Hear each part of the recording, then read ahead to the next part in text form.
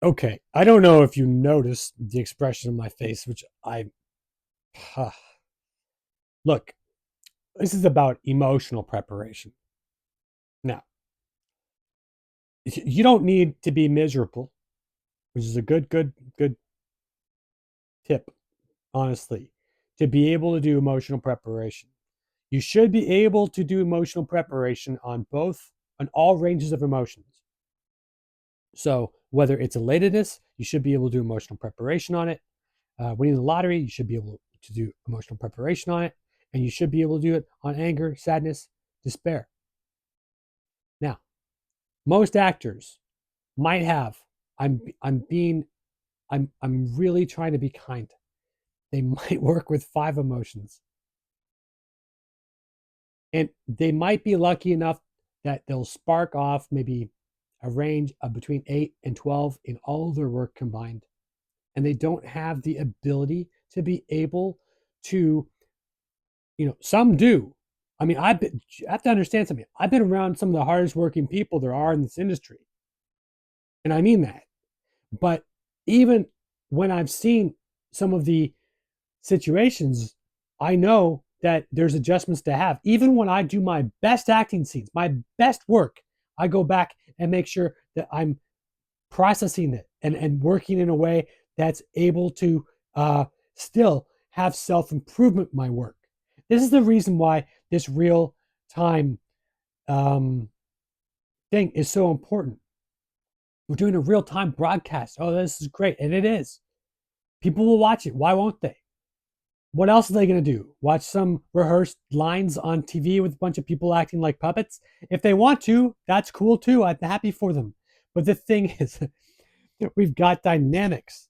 Now, dynamic is going to be an important topic when we're dealing with and understanding what is emotional preparation.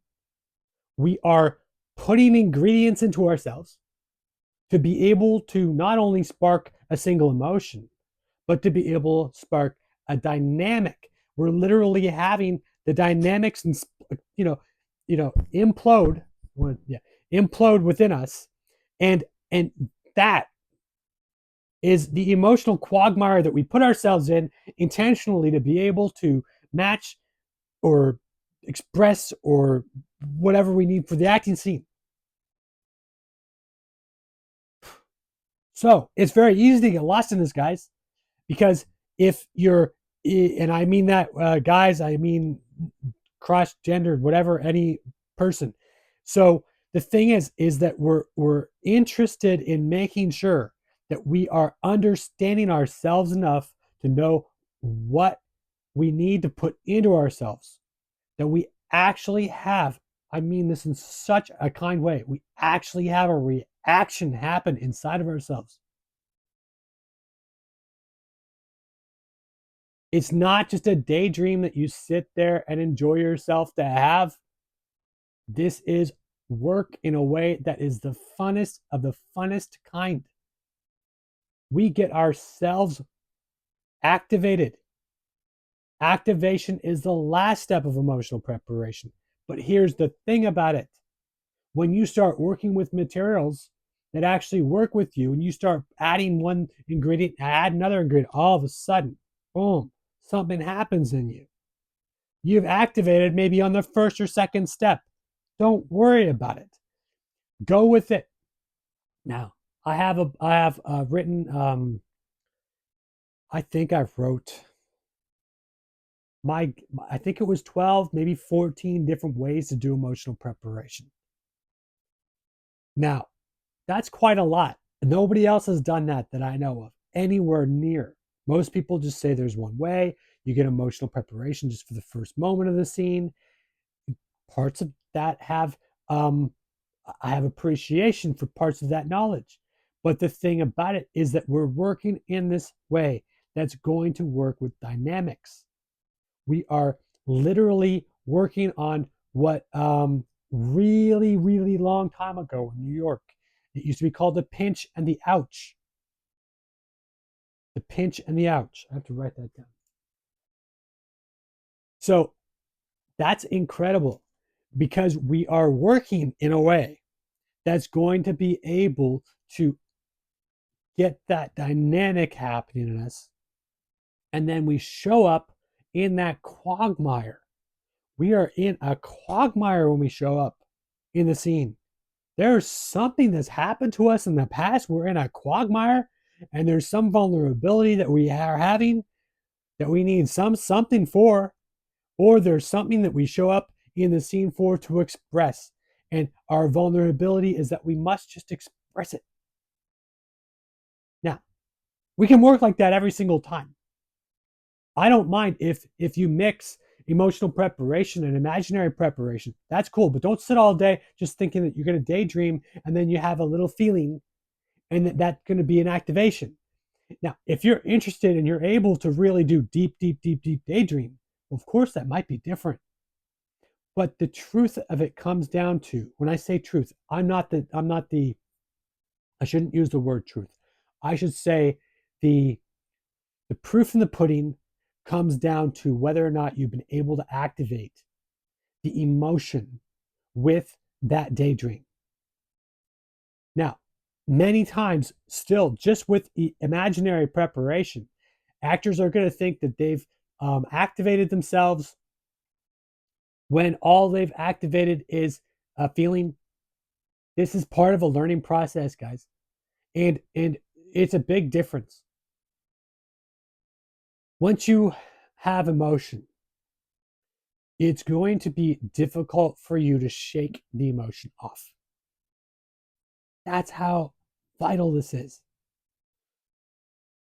You're getting yourself not to the point where you've gone insane in any particular emotion.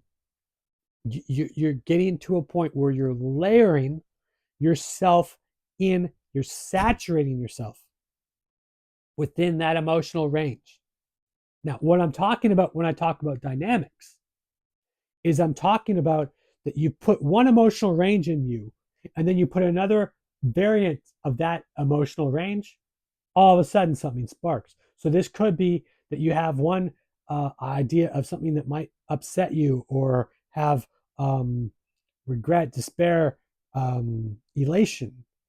And it works. There's something that's tingling there. And then you put another aspect of regret, despair, tingulation, elation, whatever it is. And then all of a sudden, those two things just ignite each other. And then all of a sudden, you've got the emotion of elation. Then you show up beamingly excited for your acting scene, wanting nothing more than just to make sure that you're able to be heard and expressed and with everything that you've got inside of you. That is what we're working for. See, we're layering our emotions in that way. Look, there's not one acting teacher that I would think that would argue with what I'm about to say having to do with the onion peel. But look, if you're doing any kind of emotional preparation without putting layers on your own onion, then you're not doing it correctly. There's just no way around it. I can't do anything for you if you don't want to do it correctly, but you don't know. Many people don't know that you're going to sit there and you're going to have you have a feeling. The feelings it could be fleeting. The feeling during interaction could turn into an emotion, but then you're taking a chance. You want the feeling to be able to be there. That's fine. Leave your feelings alone. Make sure you got the emotion and layer your emotion. There's specific technique I call layered emotion, which is kind of separate. But the thing about it is the concept is still intact. Are you layering your onion or not? If your onion is regret, then let that build up layers in you until you've hit a dynamic and you've got something going on and you've got this absolute urge to express it. Remember, I just talked about elation. Remember, acting's fun. So when we're doing these emotional preparations, especially when we're in real time, it's going to be fantastic. And I'll have no problem jumping in if I need to. And I have no problem respecting the work and helping to make sure that the talent is going to be able to be put into the interaction. And what I just described to you is how to actually accurately put and activate talent within yourself, which is incredible. You practice that, you're going to be amongst the top talented people on the planet. Now, that doesn't mean that you're going to work, but you're going to be very, very talented. So, but practice this for years. Just keep practicing it, practicing it, practicing it. Um, Practice it a little bit, practice it a lot, and work you able to put those two things together so you've got an onion that you actually have that has layers of whatever that emotion is that you're working on. And I have those emotions lists. I've got the different ranges of emotions and how to be able to get those both with imagination and real experiences. All right. Great. I will go through an instruction video next. Thanks, guys.